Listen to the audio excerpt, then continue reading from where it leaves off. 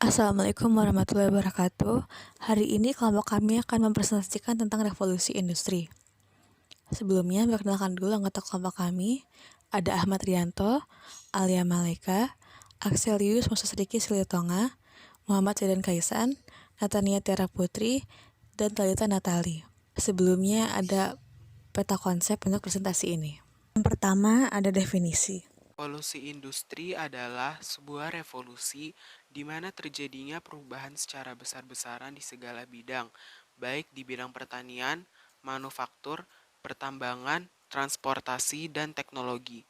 Revolusi industri juga berdampak pada kondisi sosial, ekonomi, serta budaya di dunia.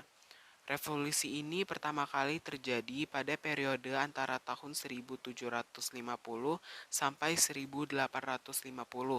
Revolusi industri dimulai dari Britania Raya, lalu menyebar ke seluruh Eropa Barat, Amerika Utara, Jepang, dan akhirnya menyebar ke seluruh dunia.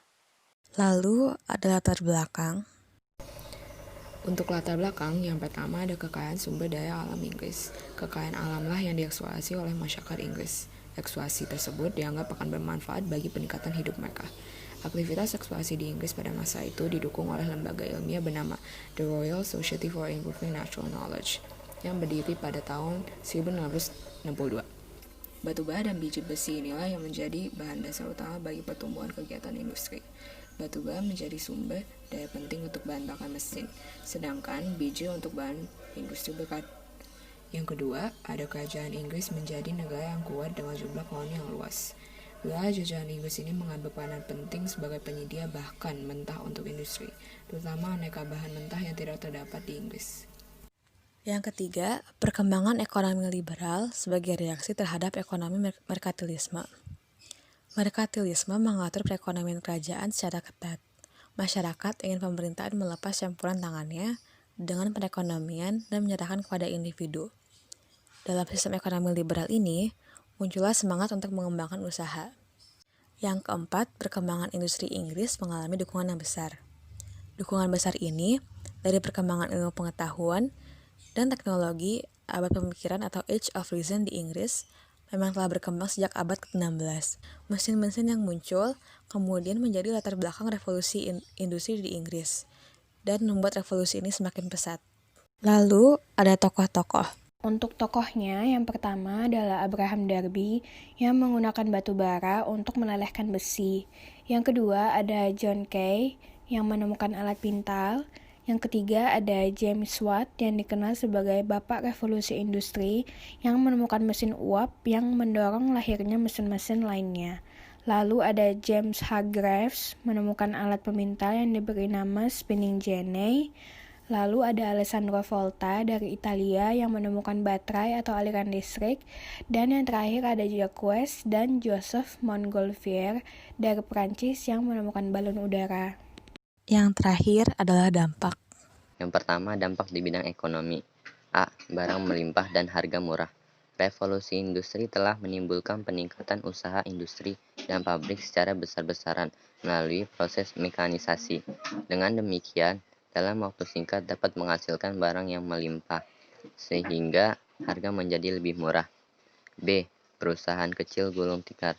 Dengan penggunaan mesin, maka biaya produksi relatif kecil, sehingga harga barang pun relatif lebih murah.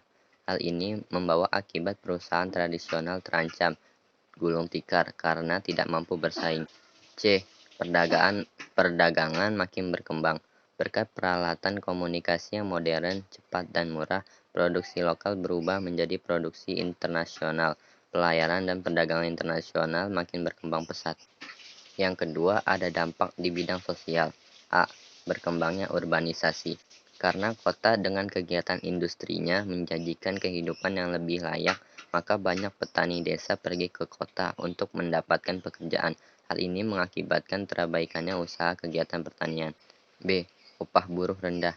Akibat makin meningkatnya arus urbanisasi ke kota, maka jumlah tenaga kerja makin melimpah. Sementara itu, pabrik-pabrik banyak yang menggunakan tenaga mesin. Dengan demikian, upah tenaga kerja menjadi murah. C. Munculnya golongan pengusaha dan golongan buruh. Golongan pengusaha ialah orang yang menjadi majikan, dan golongan buruh adalah seorang yang pekerja. Lalu ada juga dampak politiknya. Yang pertama, munculnya gerakan sosialis. Munculnya gerakan ini tuh karena kaum buruh yang diperlakukan tidak adil oleh para pengusaha, sehingga mereka membuat gerakan dan membentuk organisasi yang disebut gerakan sosialis. Yang kedua, munculnya partai politik. Dalam upayanya memperjuangkan keadilannya, kaum buruh terus menggalang persatuan. Apalagi dengan makin kuatnya kedudukan kaum buruh di parlemen, mendorong dibentuknya suatu wadah perjuangan politik, yaitu Partai Buruh. Yang ketiga, munculnya imperialisme modern. Dalam hal ini, kaum pengusaha umumnya mempunyai pengaruh yang kuat dalam pemerintahan untuk melakukan imperialisme demi kelangsungan industrialisasinya.